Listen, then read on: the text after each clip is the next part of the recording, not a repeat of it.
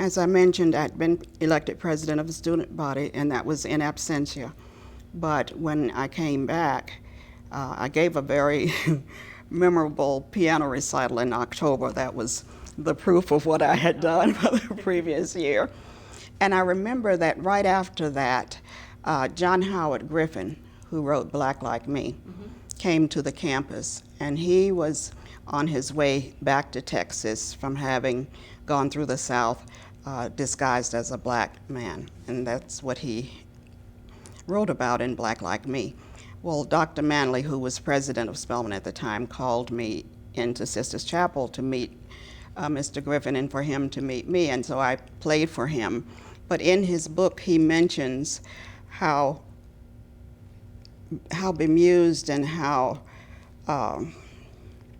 painfully I talked about the way my life had been in France as opposed to what I had come back to. And there were lots of times that I wish I had had the nerve not to come back. But I came back full of anger. You couldn't really tell because I, still looked like a nice young Spelman woman, but I was I was asking, what can I do? How can we change this? And so on. And then in February, up comes Greensboro, the Greensboro Four. And everybody knew that they had tried to get food, pie and coffee at Woolworth's in Greensboro. And immediately after that, sitting in Yates and Milton drugstore, Lonnie King and Julian Bond approached me. They didn't know who I was or that I was president of the student body or any of that, or that I had been to Paris, or, they were recruiting. We're thinking we'd like to start a movement just as they've done in Greensboro, and would you be willing to participate? Well, that's what I had been waiting for. It's just as if the answer to my prayers it just came and fell in my lap.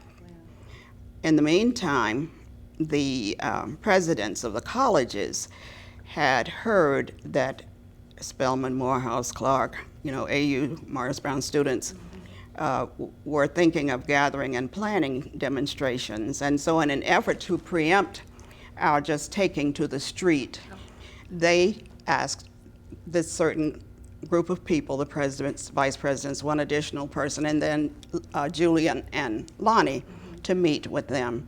It was interesting, too, that Martin Luther King was there in that meeting, although he didn't say anything, but he had just returned from Montgomery.